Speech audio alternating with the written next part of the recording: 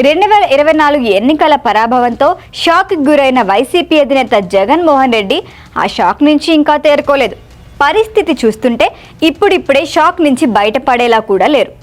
ఎన్నికల ఫలితాలు వచ్చిన రోజు సాయంత్రం మాట్లాడిన మాటలు మొదలు శాసనసభలో ఎమ్మెల్యేగా ప్రమాణం చేసిన రోజు దాకా జగన్ని గమనిస్తే ఈ విషయం ఇట్టే అర్థమైపోతోంది. నా రాజ్యాన్ని ఎవరో లాగేసుకున్నారు అన్నంత ఆవేదన, బాధ, ఆక్రోశం, నిర్వేదం జగన్ ముఖ కవళికల్లో, మాట తీరులో స్పష్టంగా కనిపిస్తున్నాయి.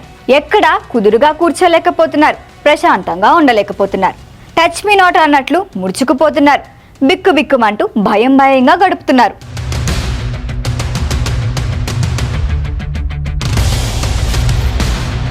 జనరల్ ఎలక్షన్స్లో కూటమి సునామీతో జగన్ కాళ్ల కింద నేల కదిలినంత పనైంది. దాదాపు 57% ఓట్లతో కూటమి ఉత్పాతంలా విరుచుకుపట్టడంతో వెలువెల్లాడిపోయారు. తనకు 39.37% ఓట్లు వచ్చాయని గాంభీర్యం ప్రదర్శిస్తున్నా కూటమికి వైసీపీకి మధ్య 17.6% ఓట్ల అగాధం జగన్ను నిలకడగా ఉండనీయటం లేదు. ఈ గ్యాప్ని మళ్ళీ అందుకోవటం అంత ఈజీ కాదనే విషయం అర్థమై తల్లడిల్లిపోతున్నారు. 5 ఏళ్ల ముందు 151 సీట్లు గెలిచామంటూ ఉప్పొంగిపోయి మంచి చెడు లేకుండా విర్రవీగిన జగన్ చంద్రబాబుకు 23 సీట్లే వచ్చాయంటూ ఎగతాళి కూడా చేశారు. దేవుడి స్క్రిప్ట్ అంటూ ఎకసెక్కాలు ఆడారు. ఇప్పుడు అంతకంటే దారుణంగా 11 సీట్లకే పరిమితం కావటం, ప్రతిపక్ష హోదా కూడా రాకపోవటాన్ని జగన్ జీర్ణించుకోలేకపోతున్నారు.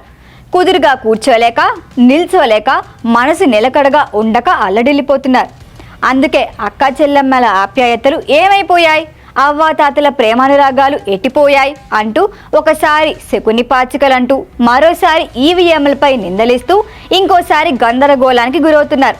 జగన్ రెడ్డి గొంతు వణుకుతోంది, మాట తడబడుతోంది, ఏమీ దిక్కుతోచడం లేదు, ఏం చేయాలో అర్థం కావటం లేదు. పదే ఓటమినే తలుచుకుంటూ కుమిలిపోతున్నారు. ఎన్నికల పరాభవం తర్వాత శాసనసభ సమావేశాల కోసమే తొలిసారి తాడేపల్లి ప్యాలెస్ నుంచి అడుగు బయటపెట్టిన జగన్ రెడ్డిని చూస్తే ఎంత షాక్లో ఉన్నాడో అర్థమవుతోంది. 2014 నుంచి మందడం మీదుగా ప్రధాన మార్గంలోనే సభకు వెళ్లిన జగన్ రెడ్డి ఓటమి తర్వాత మాత్రం రూటు మార్చేశారు.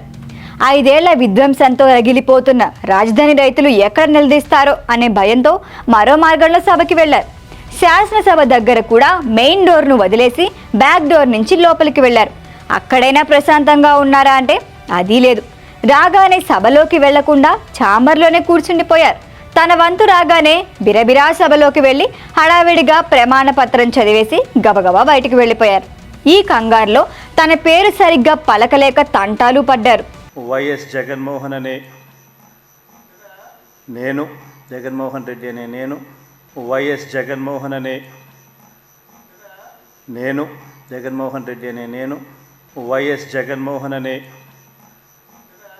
నేను, జగన్మోహన్ రెడ్డి అనే నేను శాసనసభ సభ్యునిగా ఎన్నికైనందున శాసనం ద్వారా నిర్మితమైన భారత రాజ్యాంగం పట్ల నిజమైన విశ్వాసం, విధేయత చూపుతానని, భారతదేశ సార్వభౌమాధికారాన్ని, సమగ్రతను కాపాడుతానని, నేను స్వీకరించబోయే కర్తవ్యాన్ని శ్రద్ధాసక్తులతో నిర్వహిస్తానని దైవసాక్షిగా ప్రమాణం చేస్తున్నాను. మిగిలిన సభ్యులు ప్రమాణం చేస్తుంటే కాసేపైనా సభలో ఉండకుండా అలా వెళ్ళిపోవటం తోటి సభ్యులను, తనపై నమ్మకంతో ఓటేసిన 39.37% ప్రజలను విస్తుపోయేలా చేసింది. ఓటమితో జగన్మోహన్ రెడ్డి తీవ్రమైన షాక్లో ఉన్నారు అనటానికి స్పీకర్ ఎన్నికపై ఆయన ప్రవర్తించిన తీరే పర్ఫెక్ట్ ఎగ్జాంపుల్.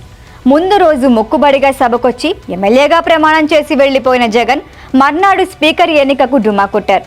తాను రాకపోవటమే కాదు, వైసీపీ ఎమ్మెల్యేలు ఎవరూ సభలో అడుగు పెట్టవద్దని హుకుం కూడా జారీ చేశారు.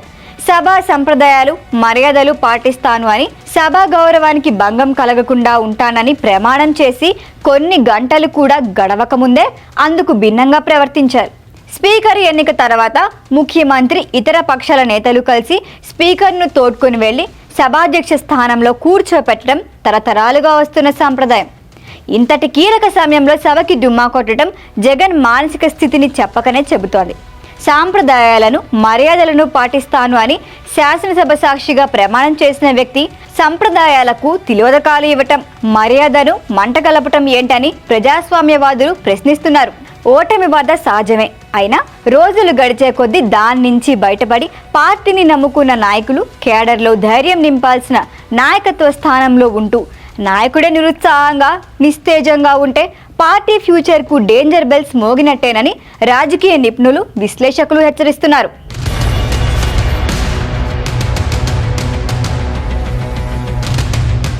ఈ వీడియో కనుక మీకు నచ్చినట్టయితే లైక్ చేయండి, షేర్ చేయండి, సబ్స్క్రైబ్ చేయండి. అలాగే పక్కనే ఉన్న బెల్ ఐకాన్ని క్లిక్ చేయండి.